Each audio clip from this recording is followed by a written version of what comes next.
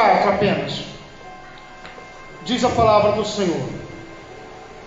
Então disse Jesus aos seus discípulos: se alguém quiser vir após mim, renuncie-se a si mesmo, tome a sua cruz e siga-me. Vou ler de novo. Então disse Jesus aos seus discípulos: se alguém quiser vir após mim, renuncie-se a si mesmo, tome a sua cruz e siga-me.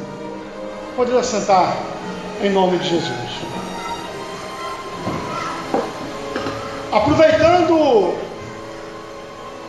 o gancho da escola bíblica dominical pela manhã, onde nós estudamos o Evangelho de Mateus, no capítulo 8, e ali inicia-se o versículo dizendo o seguinte, que ao descer Jesus do monte, seguiu-o uma grande multidão. Partindo desse versículo, para a nossa meditação, é bom nós lembrarmos que Jesus sempre foi seguido por multidões. Desde o capítulo 8 de Mateus, nós vamos falando dele estando sempre cercado, multidões. E o que me chama a atenção aqui é que no capítulo 16, vai nos narrar algo de... sempre é extraordinário, né? Eu gosto de dizer extraordinário, mas sempre é extraordinária a palavra de Deus, porque ela vem para nos impactar. Quando nós lemos no capítulo anterior ao capítulo 16, nós vamos ver que o contexto era um contexto em que Jesus acabara de ter multiplicado a segunda multiplicação de pães.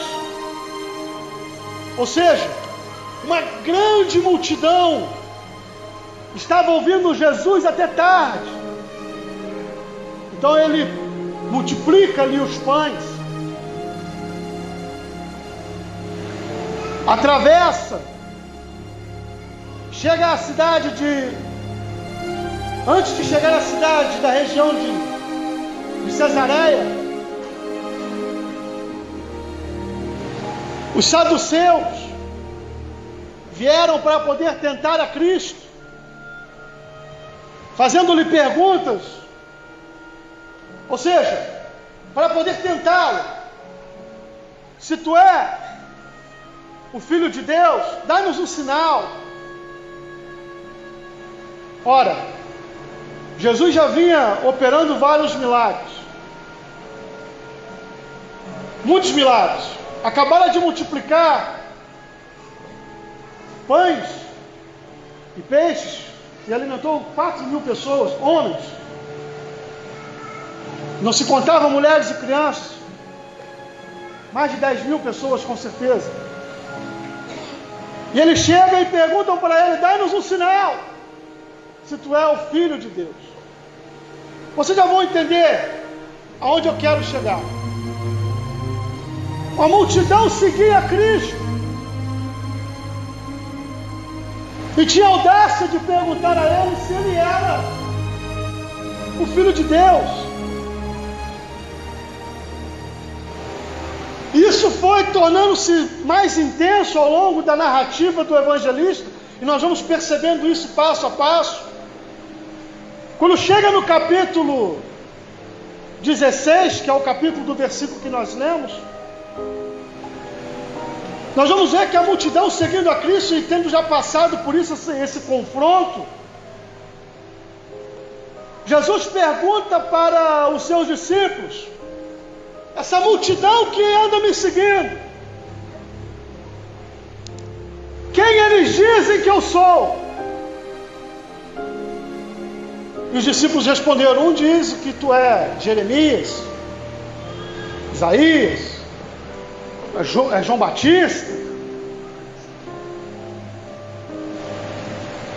A multidão seguia a Cristo, mas não sabia quem era Cristo.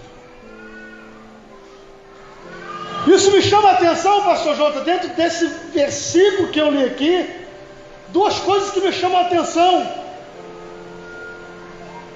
Uma crise de identificação e também de identidade. Primeira identificação, porque seguiam aqueles que não sabiam quem estavam seguindo. Não sabiam, não tinham certeza de quem era.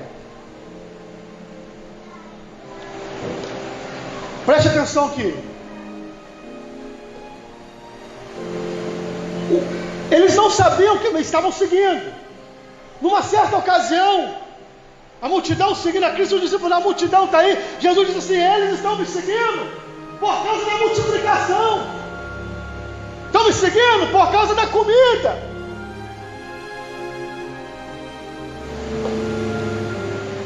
Eu quero colocar em palavras mais claras. Estão me seguindo por causa da cura da enfermidade, por causa da cura da cegueira.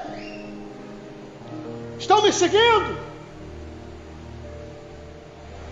por causa de algum bem que podem receber. Agora pergunta se sabem. Pergunta se eles sabem quem eu sou. Então é Jeremias. É João Batista que voltou. Ei, estavam seguindo a Cristo, mas não sabiam quem Ele era. Aqui no capítulo 16, então, quando Jesus faz essa pergunta, os discípulos dizem: o povo não sabe, eles acham que é um, outro acha que é um dos profetas e tal. E Jesus pergunta para os discípulos: e vocês? Quem vocês acham que eu sou? E Pedro se levanta e responde: tu és o Cristo, o Filho do Deus vivo. Glória a Deus. E Jesus exulta dizendo: bem-aventurado és tu, Pedro, porque não foi a carne nem foi o sangue que te revelou, mas foi o Espírito do meu Pai. Porque só o Espírito de Deus podia conceder tal revelação, de saber que ali não estava um profeta, de que ali não estava um arruaceiro, ali não estava um agitador de multidões, ali não estava um inimigo do império, ali estava o Cristo, o Filho do Deus vivo. Mas o que vem a seguir é algo para nos fazer meditar.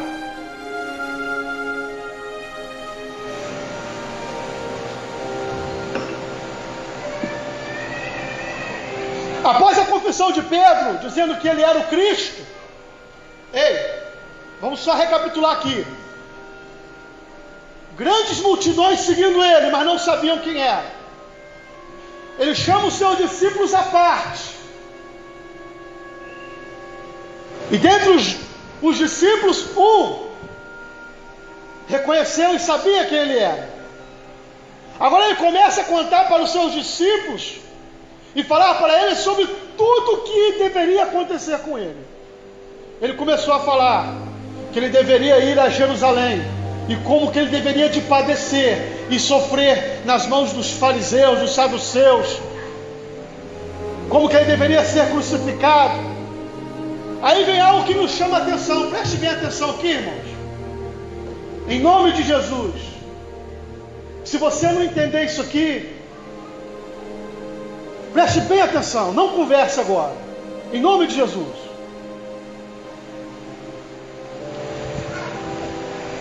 Ele disse como que ele haveria de sofrer.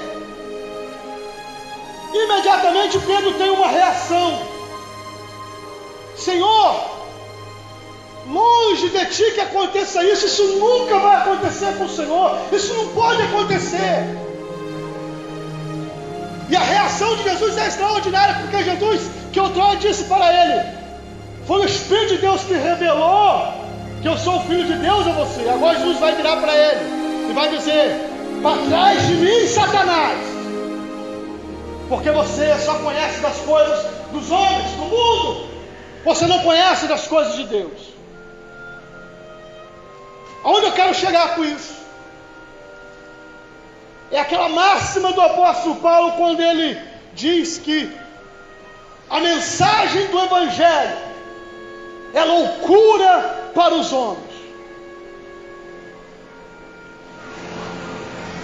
Muito mais para nós nos nossos dias, onde que vivemos num mundo materialista,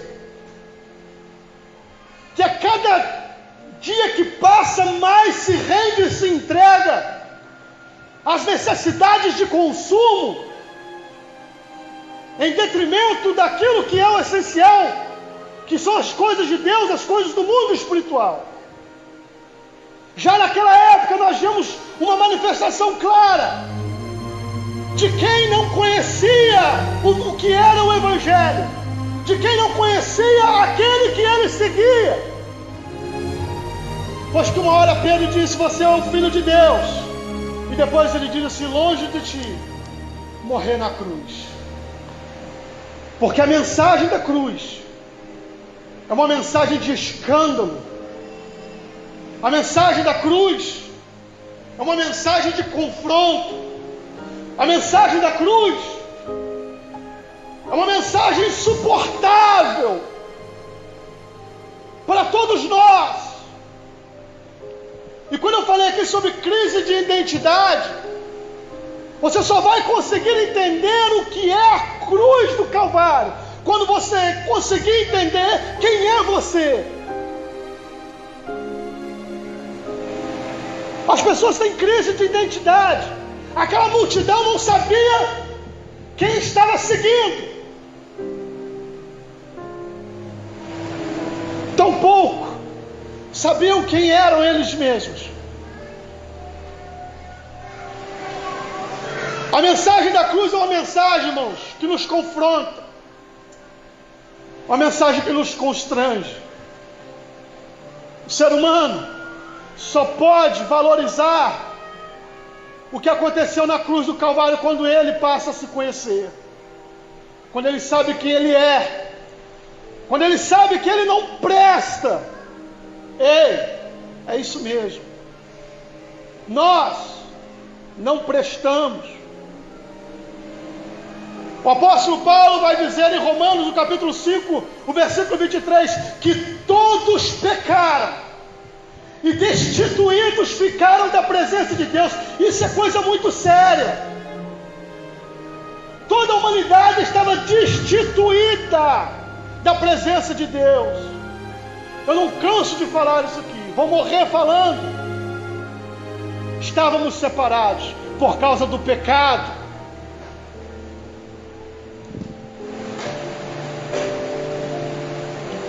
Todos pecaram.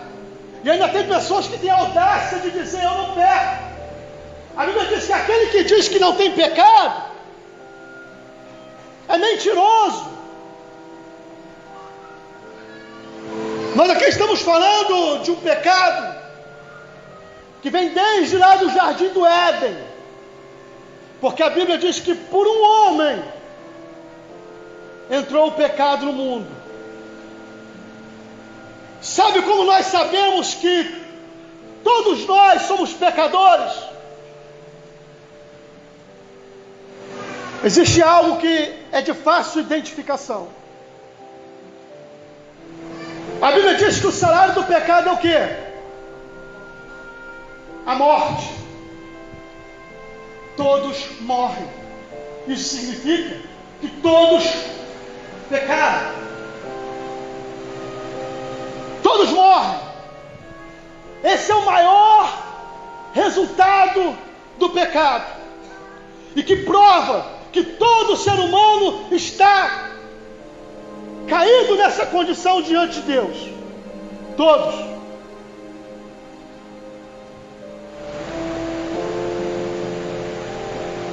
E a mensagem da cruz é uma mensagem que nos constrange. Por quê? Porque se estávamos nessa condição, nós merecíamos a condenação eterna.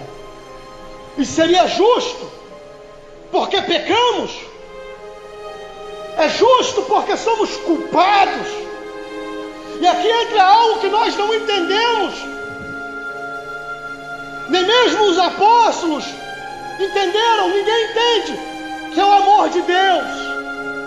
Pois que lá em João, no capítulo 3, versículo 16, vai dizer que Deus amou o mundo de tal maneira que deu seu Filho unigênito para que todo aquele que nele crê não pereça, mas tenha vida eterna. Glória a Deus, nós não entendemos. Não é porque tivesse algo que prestasse em nós. Temos que parar com isso. Não podemos ter crise de identidade. Nós temos que entender quem nós somos. Nós não prestávamos e ainda não prestamos se não for a graça de Deus na nossa vida. Aleluia! Não é porque você é bonzinho, porque você é alto, ou porque você tem dinheiro na conta do banco, ou porque tem um carro novo. É por causa da graça, é por causa do amor de Deus. E nós não entendemos isso. É graça, é graça, é graça. É favor imerecido. Esse é o significado de graça. Favor imerecido. Ninguém merecia. Se alguém me perguntar por quê, eu não vou saber explicar, vou dizer, é graça. Deus quis salvar, e Ele deu o seu Filho para poder morrer na cruz do Calvário. É por isso que a mensagem da cruz é uma mensagem de constrangimento. Eu não vou demorar, preste bem atenção aqui. Eu estou falando isso porque se nós não entendermos a nossa situação diante de Deus, nós não vamos valorizar o que foi feito na cruz do Calvário. Frise isso: se você não entender a tua real situação diante de Deus, você não vai entender o que aconteceu na cruz do Calvário. Estávamos separados, éramos inimigos de Deus, filhos da ira, destinados à condenação eterna, à morte. O pecado que nos traz a morte tem 3 aspectos. O primeiro aspecto é a morte espiritual, a separação de Deus. O segundo aspecto é a morte física, aquela da qual nós sabemos que todos os seres humanos inevitavelmente experimentam. E o terceiro aspecto, e o mais terrível de todos, é a morte eterna, a condenação eterna no juízo final. Deixa eu te falar uma coisa aqui para você. A mensagem da cruz nos constrange, mas eu estou falando isso para crente. Ei, você vai entender. Multidões estavam seguindo a Cristo, pastor Jonas, mas não entendiam quem era Ele. Os discípulos até essa altura estavam seguindo a Ele e confessando que Ele era o Filho de Deus, mas não entendiam o significado da obra que Ele tinha que realizar. Para trás de mim, Satanás!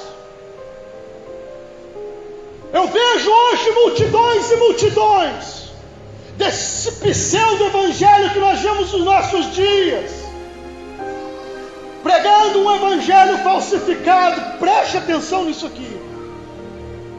Multidões seguindo um Cristo por causa da multiplicação dos pães, por causa da cura das enfermidades, por causa das bênçãos, por causa da vitória. Multidões que estão seguindo, mas não sabem quem Ele é, porque não se conhecem, tampouco conhecem o Filho de Deus. Talvez essa seja a minha última pregação, por isso eu preciso de ser franco com vocês. Nós não sabemos do amanhã, eu preciso de dizer. Estão seguindo, mas não sabem o que segue. Nas suas mensagens falam até de um Cristo Filho de Deus, mas ninguém entende o significado da cruz. Usam o Filho de Deus apenas como uma muleta, como uma alavanca, como um degrau para se alcançar algo em benefício próprio. Aí eu aprendo aqui com a repreensão de Jesus Cristo. Essa mensagem do Evangelho que anuncia um Cristo sem cruz é uma mensagem vinda de Satanás, porque ele é que se escandalizou com o caminho da cruz. Ele é que usou a boca de Pedro e disse: nunca que isso nunca aconteça contigo. Ei, a mensagem da cruz ela causa escândalo, pastor. A mensagem da cruz ela é loucura. A mensagem da cruz ela constrange. Agora eu vou entrar no constrangimento. Agora nós sabemos a nossa real condição diante de Deus. Ei, me ouça com atenção. Aleluia. Glória a Deus. Estou sentindo a presença de Deus aqui, irmãos. Oh, aleluia. Não tem como não se emocionar com a mensagem da cruz.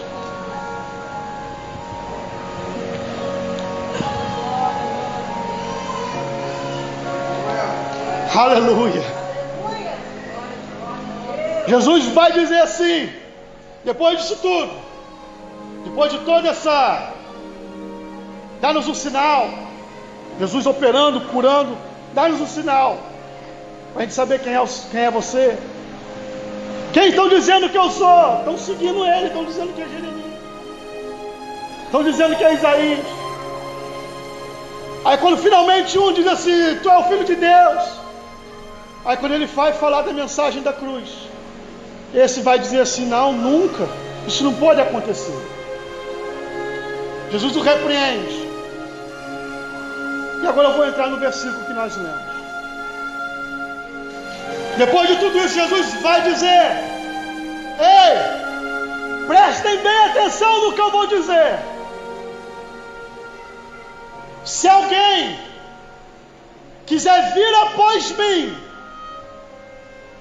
negue-se a si mesmo, tome a sua cruz e me siga. Aleluia, glória a Deus. Se alguém quiser vir após mim, eu faço questão de olhar no rosto de cada um. Se alguém quer vir após mim, negue-se a si mesmo. E aqui você vai entender sobre a crise da identidade. Se quer seguir a Ele, tem que saber quem Ele é. E se sabe quem Ele é, tem que saber quem eu sou, quem você é. Pastor João, se eu sei quem eu sou, eu tenho que negar a mim mesmo. Não tem como seguir a Cristo sem negar o meu próprio eu. Irmãos, é incompatível. É incompatível com o Evangelho que está sendo pregado por aí, nessa apostasia generalizada. Até dá, mas nesse Evangelho de Jesus Cristo aqui não dá não, irmãos. Ei, você quer seguir após mim? Negue-se a si mesmo. Por que negar a mim mesmo? Negar a mim mesmo porque eu não presto. Se eu não presto, eu sou inimigo de Deus. Eu que outrora era inimigo de Deus, preciso me negar. Preciso negar esse eu. E aí está o poder do Evangelho. Porque que a Bíblia diz que o Evangelho é o poder de Deus para a salvação de todo aquele que crê, primeiro do judeu, depois dos estrangeiros.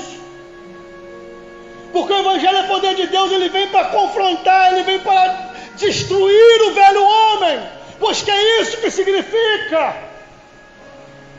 Evangelho é dunamis, é poder, é de onde vem a palavra dinamite, ou seja, é para ruir, é para jogar por terra, é para demolir. O seu velho homem tem que acabar, tem que se extinguir.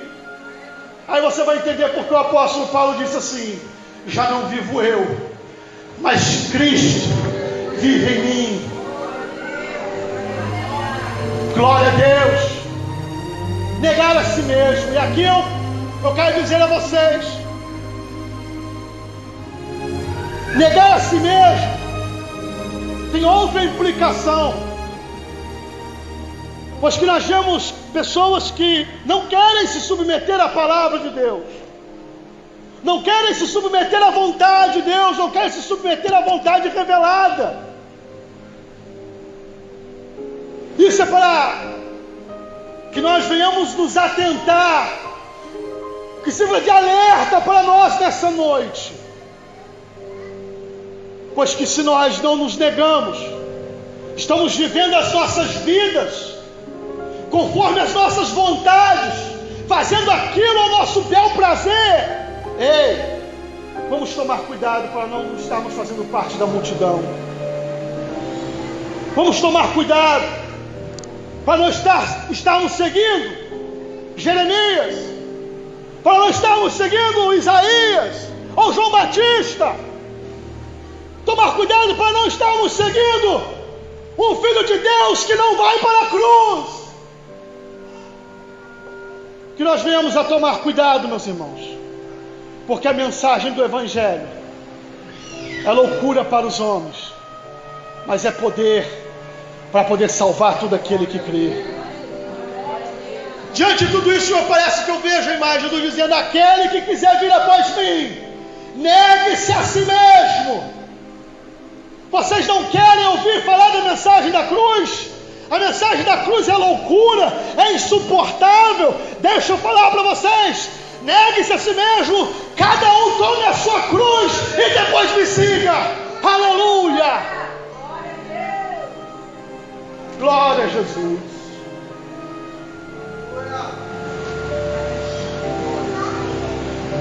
Muitos teólogos discutem a respeito da cruz. Uma discussão que, boba. Uns dizem que pesava 45 quilos, outro diz que é 50, tem gente que diz que era mais. Mas deixa eu te falar para você: o peso daquela cruz não pode ser pesado em quilos, porque naquela cruz estava o meu e o seu pecado.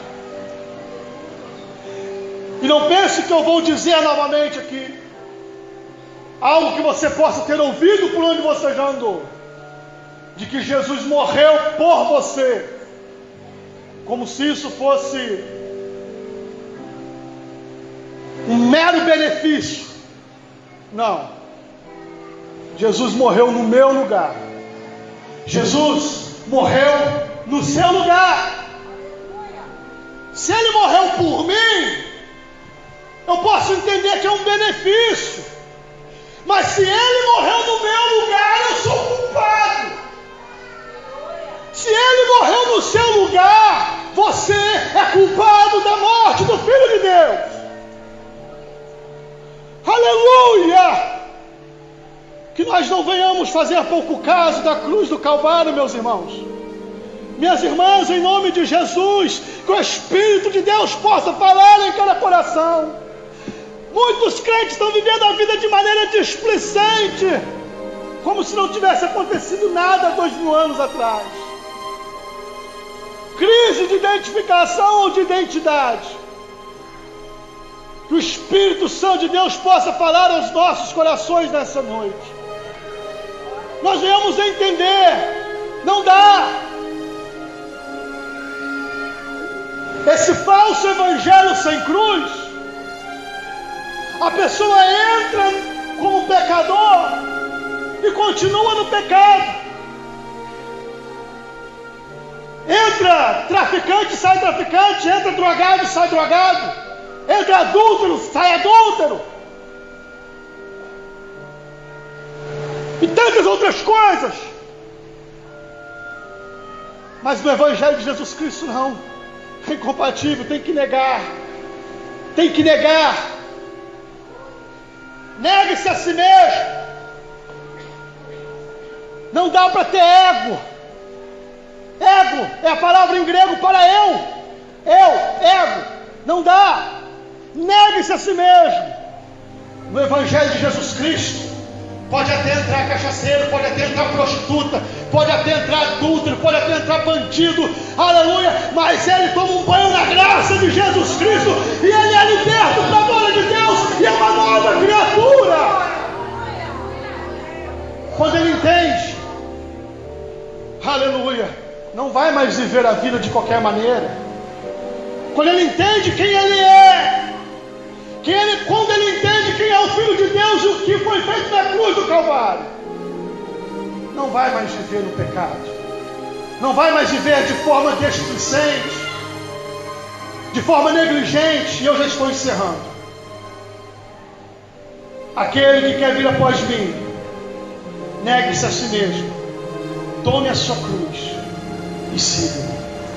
A mensagem da cruz pode ser insuportável, e para aqueles que não entendem o que ela significa, para aqueles que não conhecem a si mesmo, não sabem quem são, não sabem a sua situação diante de Deus.